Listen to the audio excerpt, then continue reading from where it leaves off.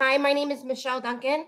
I'm a board member of the Northwest Cider Association. I'm really excited to introduce this session, Labels and Language, ACA updates on how we talk about cider. The cider is going to feature Michelle McGrath, Executive Director of the ACA, Darlene Hayes, author and member of CCP Working Group, as well as Philippe Bishop. He's co-owner of Alpenfire Cider and ACA board member. Enjoy, everyone. Thanks so much for the introduction, Michelle, and thank you everybody for being here. Just one quick housekeeping thing. We are going to address questions at the end. Feel free to drop them in the chat and we can circle back on them, but we won't be addressing them during our presentation, but we have plenty of time at the end, so thank you so much. As Michelle said, I am Michelle McGrath, and I'm the Executive Director of the American Cider Association, and I'm really excited to have this opportunity to talk to you just a little bit about some of our work on how we talk about cider and some of our work on how we talk about cider on labels. So it's both consumer-facing from a label and conversation. It's not just me today. We also have Darlene and Philippe, as Michelle introduced, and these two have been a joy to work with, and I really appreciate all of their strategic thinking around how we can continue to unify and improve how we talk about cider with consumers. So our goal today is pretty simple. This is a pretty streamlined presentation. We are hoping to help illustrate what exactly are ACA's goals and strategies when it comes to promoting the language of cider.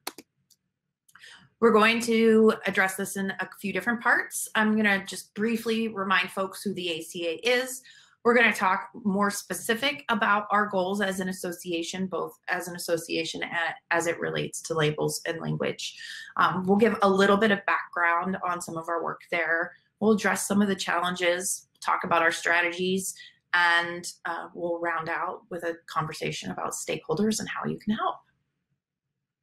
This picture, by the way, is a picture of one of our CCP instructors, Jenny Dorsey, and this was our workshop, our CCP Level 1 workshop with the first restaurant in the United States to get their entire front of house staff CCP certified. And after this process, they added a third cider tap and they've seen their cider sales continuously improve. So this was a few years ago, but we were really excited to have them be our guinea pig.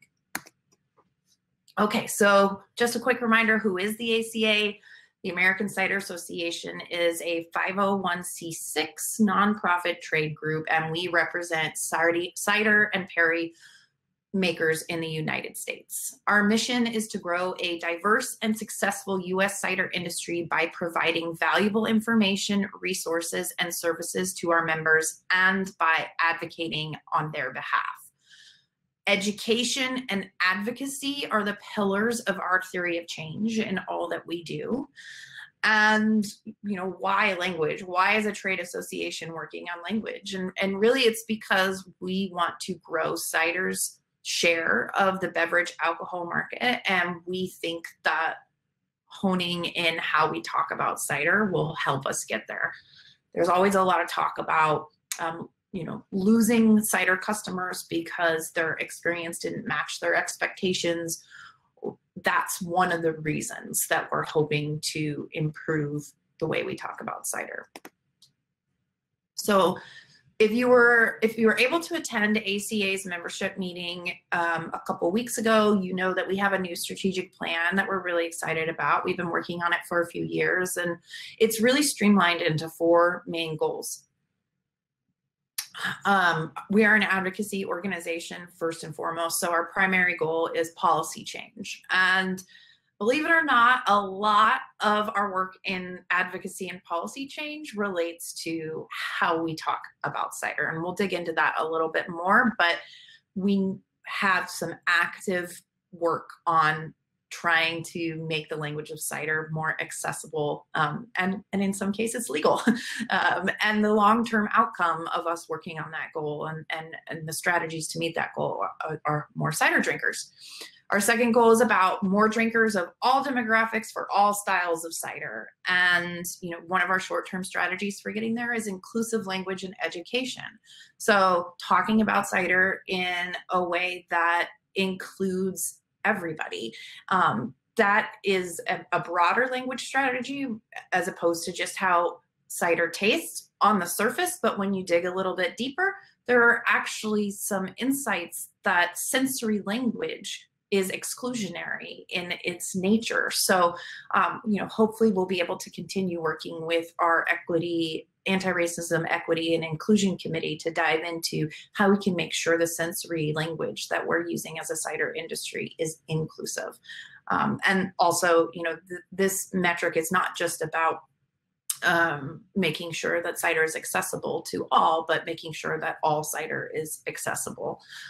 And the long-term outcome is more cider drinkers, which is a great thing. Then we do have a goal on membership value. We want to make sure that the American Cider Association is worth the investment for you, that you're feeling a return.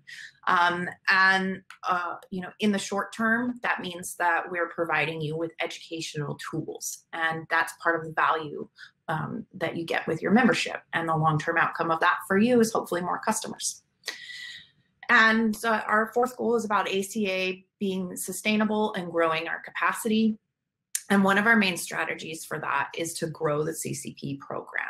And the great thing about growing the CCP program is that it not only helps the association, but it also helps the industry by creating more educated drinkers. And in the long term, that means more loyal cider drinkers. So I just wanted to briefly highlight that ACA strategic goals are all touched by the language of cider. If folks want to dive more into our strategic goals, they're outlined in our booth, and you can stop by and take a look. With that, I'm going to let Darlene take over for a little bit. Thank you, Michelle. Great introduction. There are a number of groups besides the ACA that are working on language to describe cider. And part of this language is the goal is to help consumers in particular understand the incredible breadth and possibility in ciders. And Tom Oliver, if you saw his keynote yesterday, touched on this a number of times, that there really is a cider for every drinker because there are so many possibilities, but it's not always clear, particularly to new consumers, that cider is more than just one thing. So trying the one cider and, ooh, that was not something I liked, so therefore I don't like cider. Part of that is a misunderstanding about the breadth of the category. So the New York Cider Association and Virginia Tech and folks in the UK are working on language, and there are a lot of other sort of allied groups, media and competitions and the regional guilds, NWACA or NWCA, yay, retail and consumer people that are using language, and we're not always on the same page with it. So this started out as something you may have heard, the Lexicon Project, years ago. We sort of evolved from that, so that our real goals at the ACA are to promote a consistent use of descriptive terms, simple descriptive terms for consumers, and providing a variety of tools to on the consumer level to talk about how ciders taste. This was really brought home to me in the last several years. I run a craft cider booth at the Gravenstein Apple Fair here in Sonoma County, where I have upwards of 18 ciders from 18 different producers, all based on the Gravenstein apple, all grown locally, all grown sustainably, but with a flavor profile that runs the gamut from semi-dry and sparkling to absolutely bone dry and high acid and wild ferment and everything in between. And most of the consumers that come to the booth, and we sell more craft cider than this fair does at craft beer or wine, oddly, in wine country, most of them are very new to cider. And so what they need are very simple to understand terms that we can give them within a very short amount of time, because we always have super long lines, that will help them pick one of these 18 sustainably grown local Gravenstein ciders that is going to be exactly the kind of drink that they like. There are also programs within the ACA that Michelle will talk a little bit about later, about changing various federal policies and regulations that will allow the use of other important descriptive language on labels that right now is not possible, things like vintage dating or protected geographic indications, which would be great to have, but are not possible within the TTB framework at this time. Well, but there are challenges when it comes to language. One of those challenges is a real lack of knowledge overall outside of the core industry within other beverage categories. The average bartender may have a cider on tap, but doesn't really know that much about cider and really doesn't know about the incredible breadth of possibilities. We've also, as an industry, in the past, used some subjective terms that don't really have immediately clear meaning, except to those of us who are already in this industry. And I'm going to call out things like modern and heritage, that if you say heritage cider to someone who doesn't know anything about cider, they have no idea what that's supposed to mean to them. And it doesn't help them pick something to drink, really, because it doesn't tell you what it tastes like. So we're really working, let's see, so there are also terms that really aren't easily understood by the average consumer, or, as I said earlier, outright prohibitions on things like vintage dating. And we also have a lot of stakeholders who have a lot of opinions about what language should be and how we should use it, and we need to work with that as well. Thanks, Michelle. So that's great. We're developing ways to address each of these challenges. The first is the educational programs for outreach to allied beverage professionals. And that's the CCP programs, the Certified Cider Professional Programs. And I'll talk about that in a little more depth in another slide or two. We're also working to promote the use of just simple, objective, easily understood language that describes how cider tastes. Just basic terms that don't really require fine definition, because there are terms that a consumer will have a general sense of, because they're ordinary words, or words that they've heard used around other beverages like wine or beer, things like full-bodied or high acid, or things that are just really sensory, but again, objective. Where necessary, we're going to create and define some new terms if we find those are needed, and we'll talk about that a little bit more too. Things like, is there a need in the market, for example, to have a specific term that differentiates between ciders that are made once a year from apples picked and pressed in season versus all other types of ciders? Is that the kind of term that isn't immediately available now that a bartender or someone in a bottle shop would find helpful in talking to a consumer? And so we're putting together some survey questions that we can send to allied beverage professionals to get a handle on that and look at some words that may be helpful in that kind of a context. Fortunately, we have lots of people who are invested in making all of this work, both here in the US, within the CCP, or within the ACA, within other trade associations, and also in other parts of the world. In the UK, there's a lot of interest in sort of developing language that really reaches out and touches consumers and helps them to pick something. Okay, thanks, Michelle. There we go. So what have we done so far?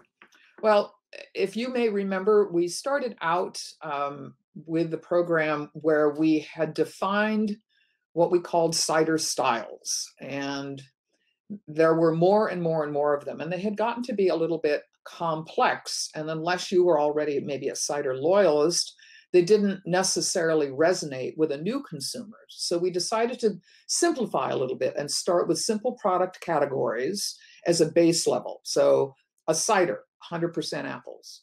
Perry, 100% pears. Fruit cider or perry, apples and pears, plus another fruit, one or more fruits.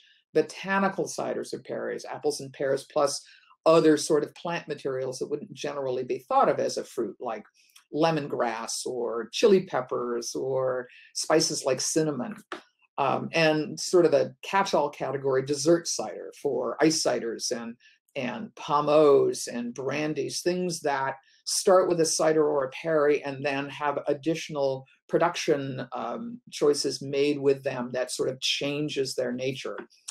And now we've been working to adopt simple, objective terms that describe taste and structure. And I mentioned some of these earlier: dry and fruit forward and full bodied, things that will already resonate with a consumer and that will really help a consumer when a cider is described using some of these simple terms to really appreciate the wide range of possibilities.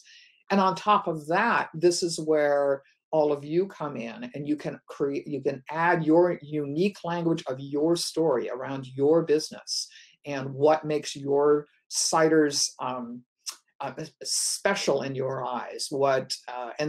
That's language that may be more specific to your situation. Okay, great, thank you.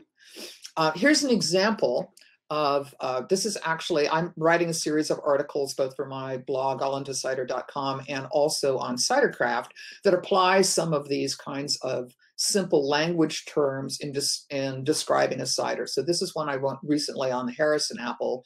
These are some of my notes from Liberty Cider Works. And so we're looking at sort of easily understood appearance descriptors and aroma descriptors and sweetness levels. So this happened to be a dry, medium acid, medium tannin cider that had a medium to high body and flavor characteristics in the finish that lasted sort of medium to high length of time, and then very specific flavor terms, easily understood: roasted apple and orange peel. It's interesting. All the Harrisons had this great sort of orange characteristic. It was really quite lovely. And so I'm using this kind of language when I write about cider, and we are encouraging other journalists and writers to adopt, these same sorts of terms that really can resonate with consumers. Thanks, Darlene. Yeah, this is just to talk about the different programs. So I've been presenting that label and language work is integrated in everything that we do. So I presented it from a strategic goal standpoint, and this is from the programs that we use to achieve those strategic goals. So the Certified Ciders Professional Program, the marketing tools, which I'll talk a little bit about, media relations, and government affairs. So this is just a little bit of an overview about the CCP program. Our target audience for this program, although we're very gratified that so many members, cider maker members and people working in tasting rooms have gone through some of these certifications, and that's great, because as we all use similar language and all have similar backgrounds, then that's going to help sort of unify cider and move the whole thing forward. Our real target audience are the people that act in between the cider maker and the ultimate consumer. So bartenders and servers and bottle shop employees and journalists and chefs and all of those people that will talk to consumers for you outside of your tasting room and outside of your direct connection. There are currently 2 levels. We have an introductory level, which we generally refer to as level 1, and then our level 2, which is a certified sommelier level. They are both have courses associated with them and exams of various kinds. The certified sommelier exam actually involves also a tasting exam. So we're testing people on their ability to taste and evaluate a cider fully. The overall topics in both programs are apples, pears, and orchards, because we want them to understand what's grown, cider production possibilities, these basic families and flavors associated with ciders and perries, basics for how to actually evaluate ciders in a real strategic way, keeping and serving, including things like temperature and glassware and customer relations, and then cider and food, both pairing, ideas for pairing and principles for pairing, and using cider in other sorts of ways. Both levels follow these same general areas. The certified palmolier level obviously goes into quite a bit more depth. And the idea, again, is to help our target audience understand the incredible breadth of possibility in ciders, and to also understand the various factors that impact the flavor profiles of ciders and the prices of ciders, because some of the choices, say in rare apple varieties or very lengthy production processes, can impact pricing a lot. And we think that that is one of the areas that needs a little bit more support and understanding.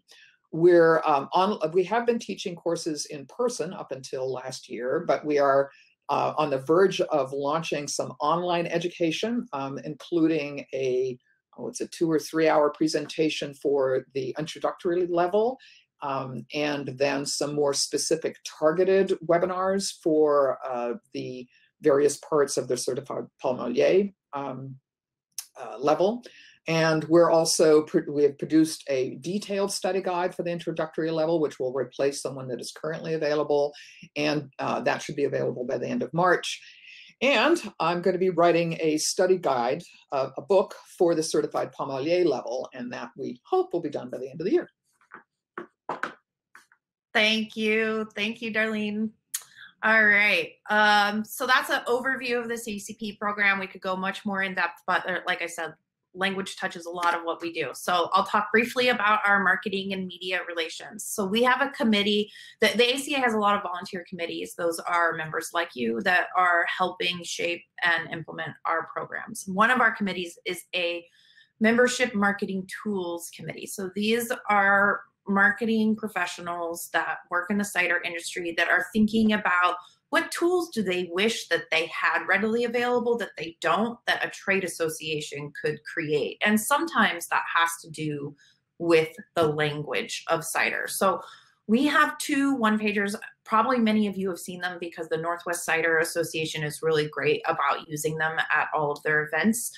We've got one that's specifically for on-premise. On the backside, there's a lot of information about cooking with cider or making cocktails with cider. And then we have one that's for off-premise. We really want to make more of these. So if you have ideas, please let us know, particularly around language, but we've got some others in the works too, one on shelf life that we're working on right now. We're going to be creating an illustrated poster for the cider families. So that's something that hopefully consumers can get excited about and see it in your tasting rooms, which should all be opening back up.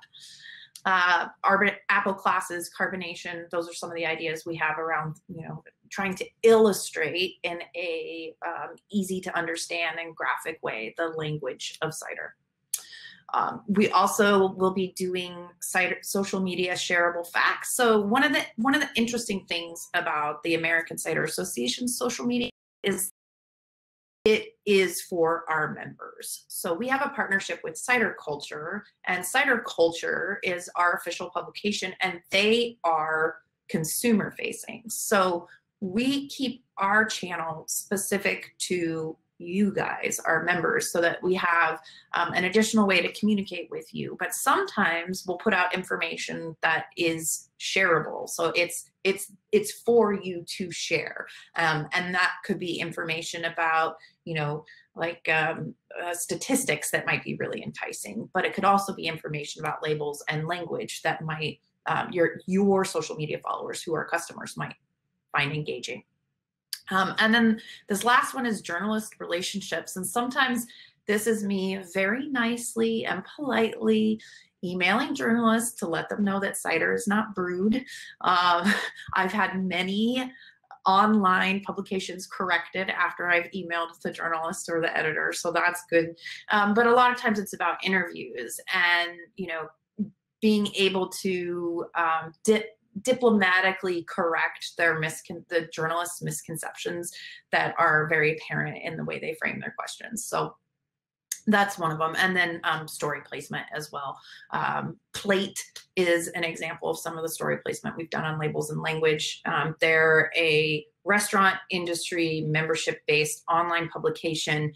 We did a quarterly story placement with them that was all about cider. And that was fascinating because they didn't think there was enough to talk about, because cider is only available in autumn, and how are you possibly going to fill 4 blogs about cider? So it was fun to prove them wrong. But that's just an example of some of the marketing and media relations that we do. It's different than what the NWCA does because we're not a regional guild. We're a national guild. And then government advocacy is, our primary reason for being. It's what we do, and language is integrated into all of it.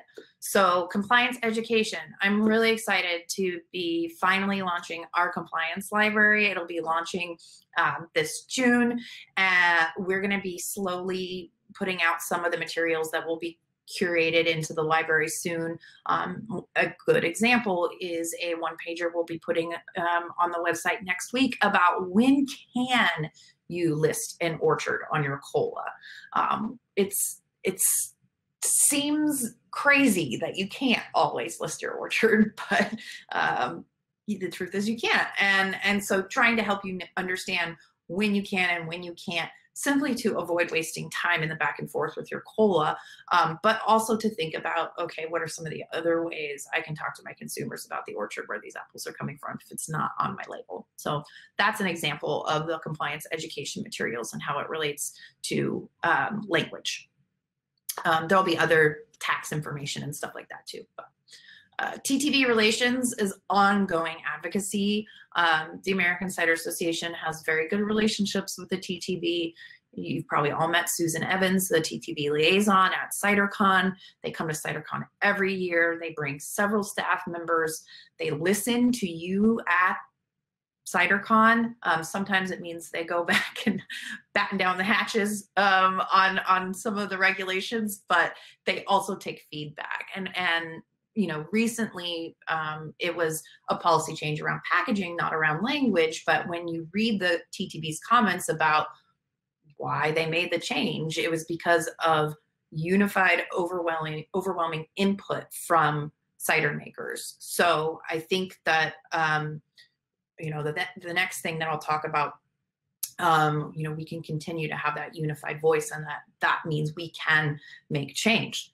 So we do a lot of congressional work on taxes, but it's not just taxes. And I think it's important to remember that when we get frustrated with laws, we can change them. So we are excited to be starting our journey into creating cider appellations. This is something that we've hypothesized for a long time, and we've invested relationships with the wine associations and with the wine community, which is allowing us to have a conversation with wine about, what could cider appellations look like? And the one thing that's going to be different is that we won't be able to use the AVA names that wine uses, but that's okay because we'll have an opportunity to market unique cider appellations. We're at the very, very beginning of this process. This is the first time we've publicly announced it. And we're going to be asking you all for input and participation in potential stakeholder groups or pilots. And this is a huge project that we're undergoing, but we're going to be doing it in close partnership with the guilds. New York Cider Association has been absolutely essential to this, and I'm sure that the California Cider Guild and the Northwest Cider Association will also be involved, particularly because of the high concentration of wine in those communities. So I'm really looking forward to working on this project. I hope to have information about harvest dates this year. Harvest dates are different than vintages, but they do allow you to at least legally put the harvest date of the fruit used in the cider on your label. There was a proposal a couple of years ago to make harvest dates versus vintage dates legal for all wines. There's some, I think there's some percentages about where the fruit comes from requirement, like most wine regulations, but it was open to non-grape wines. So hopefully in our favor this year.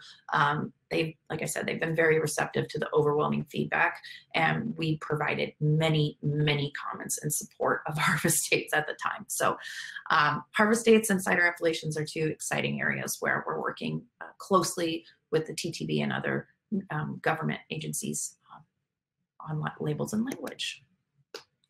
With that, I'm going to let our board member Philippe talk. Thank you, Michelle. That is such big news as far as appellations go, and just really looking forward to seeing how that progresses and getting, I mean, that is really the first step in getting vintage dates and harvest dates on our labels, and I'm looking forward to it. But going back to our strategic messaging kind of framework, Michelle and the board have been working on a new strategic plan since 2019.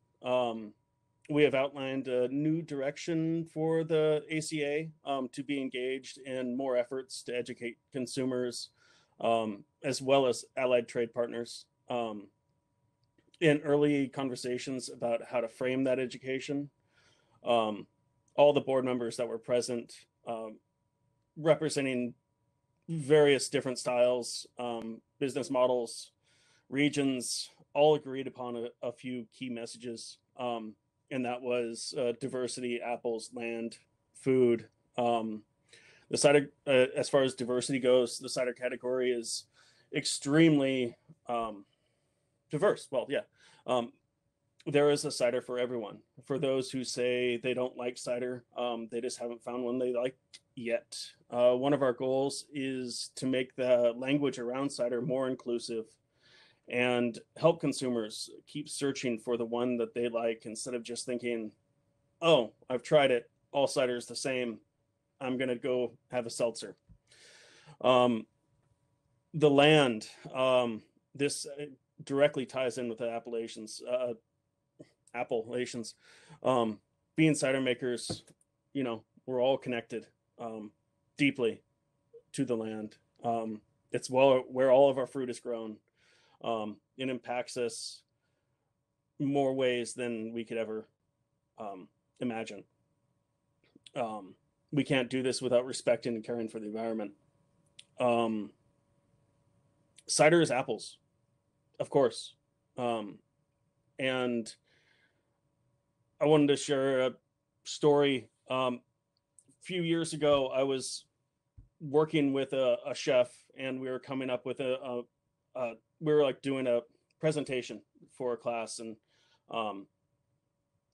he was going into about he was talking about these rabbits that were, you know, harvested in this area, and special type of rabbit for this dish, and these heirloom carrots and where they were grown, and these Shiro plums and all these things. And it comes to the dessert, and he was making an apple terrine, and I go in to talk about our Pommeau, and he goes into a little bit of the history about the terrine, and he's like, well, and then here it is. And I'm like, I kind of call him out, and I'm like, well, what type of apples are these? And he's like, well, they were green.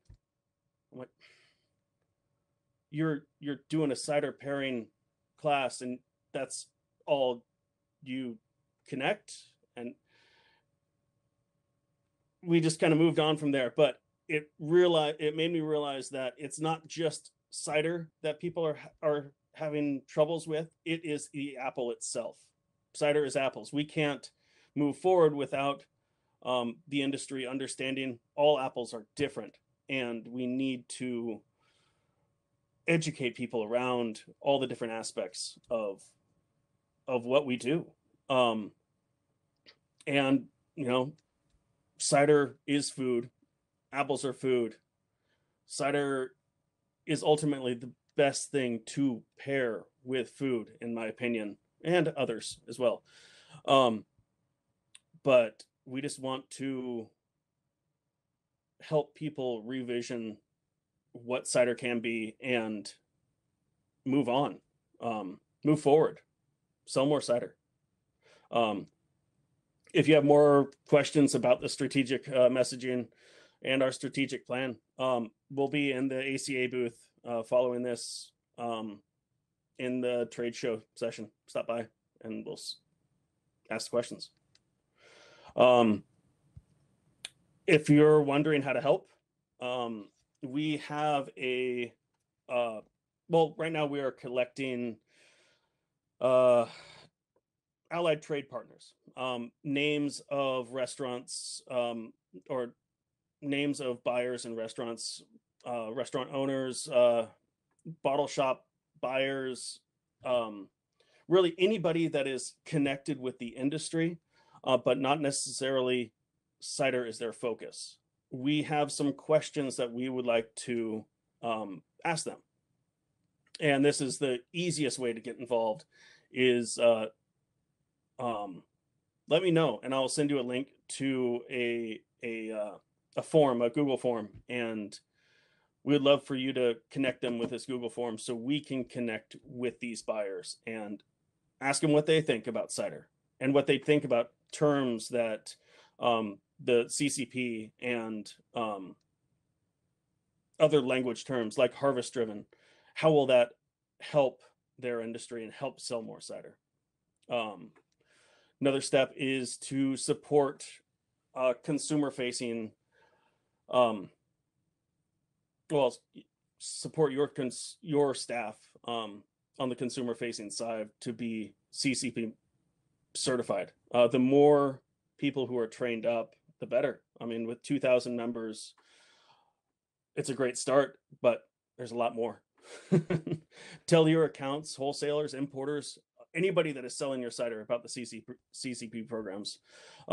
We have some great incentives that could help with that as well. Use our sell sheets and everything to engage with customers and reference the families we have been working with the cider families mentioned earlier. And to let us know any one-pagers and marketing tools that would be helpful, specifically around the language, around cider language right now. And just to be an engaged member. I want to hear from you. Michelle wants to hear from you. Marcus Robert or Dave Takush all want to hear from you. Yeah, the Northwest is very well represented in the ACA, and we all want to hear from you. And just let us know what you're thinking instead of stewing about it. I think that's the best advice I can give. That's what got me involved. I was stewing about it, and I eventually ended up here. So just let us know. Thank you. Thanks, Philippe. We really appreciate you stepping up. It's pretty great when people realize, well, I guess I could be part of the solution. So thank you. All right. Well, we've got a bunch of questions and I think probably some desire for some conversations. So I'm going to go ahead and address some of these. Let's start at the top. Kristen asks, what do you suggest for continuing education for those of us who were certified before the language started changing? Well, Kristen, the level 1 study guide would be a really great way to kind of touch base, but you could also take the level 1 webinar if you wanted. But the main difference is really the cider families versus the cider study styles, and understanding that we are talking about apples in the accepted classifications of sweet, sharp, bittersweet. So those are kind of the two main differences. So the webinars are a great resource for continuing education, as well as the new study guide that will be coming out. And we will be turning this new study guide into flashcards that will be available for sale. So keep your eye out for that too.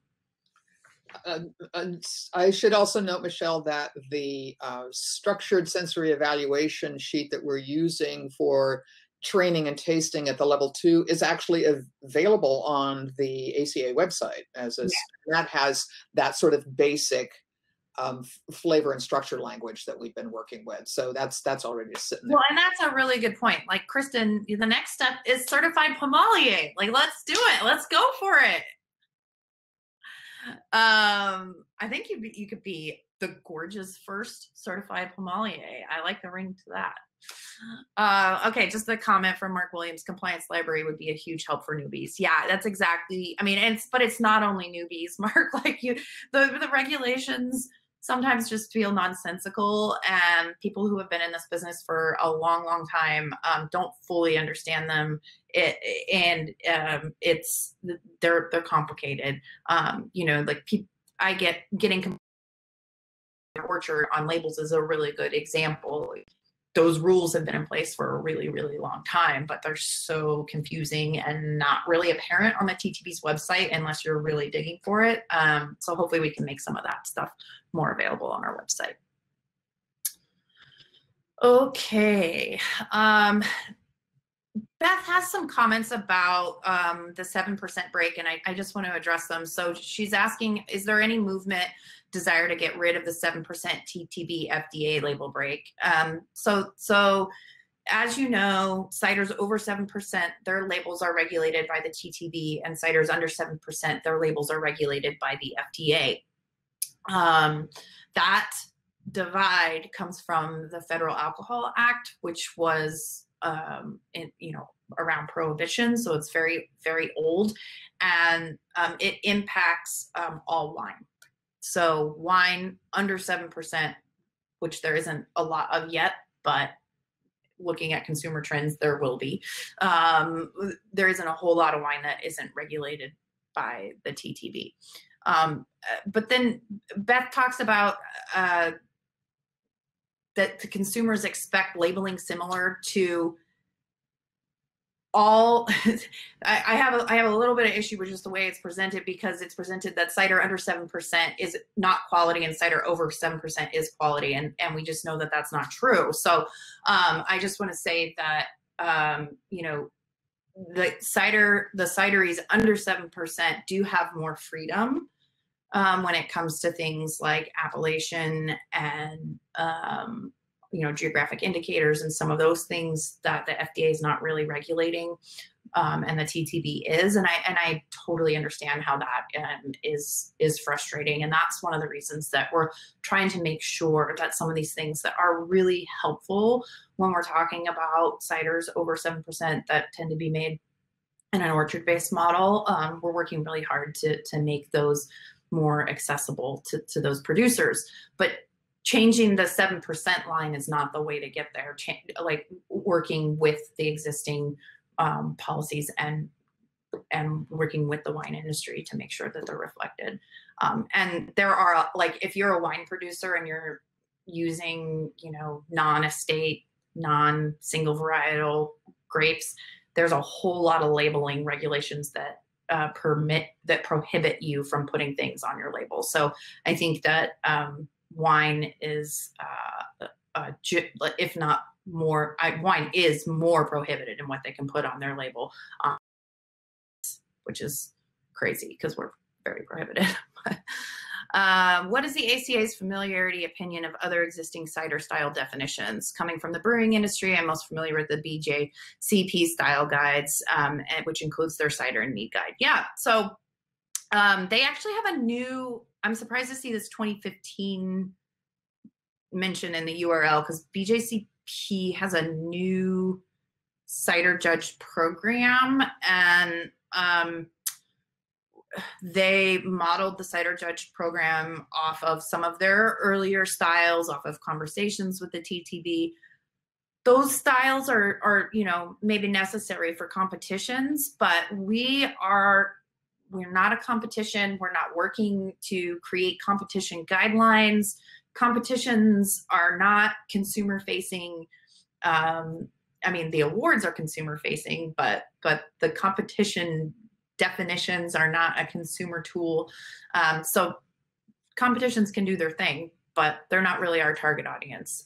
But interestingly, competitions tend to pick up whatever we put out there. There are competitions that are constantly modeling themselves based on the language we produce. So it happens.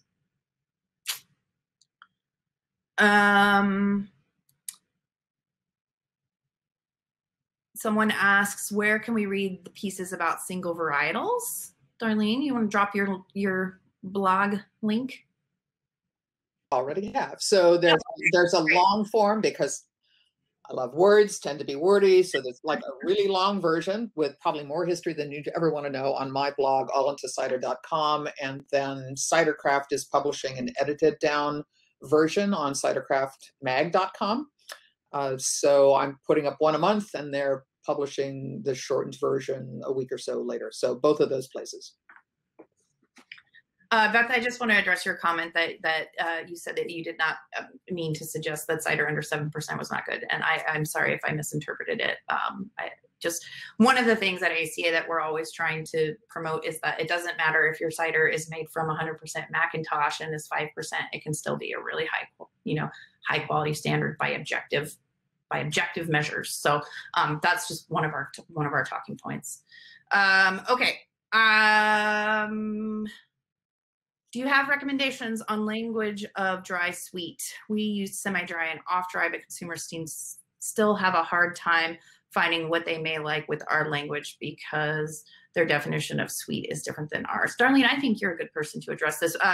We do not recommend the term off-dry. It's pretty present in wine, but it's confusing if you're not a wino. But Darlene, you can say more. Sure. So the ACA, after much discussion, has sort of settled on 4 terms on a continuum: dry, semi-dry, semi-sweet, and sweet. And yes, all consumers are going to have a different idea in their head about what that means. And so the best thing you can do in talking to a consumer is trying to maybe give them something linear in their head, like dry is, semi-sweet is just a little bit more than dry, and it's sort of talk about a continuum and the obviousness of sugar. But the other problem, of course, is that there's fruitiness, and many consumers will confuse fruit-forward flavors and an absolutely dry cider as being sweet. And so that's actually a more important conversation, I think, that to talk about fruitiness as different from residual sugar. And sometimes that's, how it appears in their mouth. But it's a hard conversation. And so far, I don't think we have really great hard and fast rules. You might want to explore with them what other things they drink that they think are sweet, and sort of approach it from find out where their benchmark is and work it from there. That's just an individual conversation that it's hard to have an absolute, especially because both in cider and wine, the perception of sweetness will be impacted by other factors in it, whether it's fruit flavors or tannin or acid. So even just giving an absolute residual sugar number won't necessarily get you to what it tastes like. It's probably not a very satisfying answer, but there it is. We can talk more. If anybody wants to talk more about dryness and sweetness, I'm going to hop over into our booth at the trade show. I will add that we have a hypothesis that talking about dryness and sweetness so much with consumers is actually kind of feeding their obsession with it, and that if we talk more about how a cider tastes using objective language that are away from dry and sweet, that people may open their minds a little bit. So that's a hypothesis that we're working on. Thank you, everybody, for nerding out with us on language. We'll see you in the trade show booth. Enjoy the rest of your day.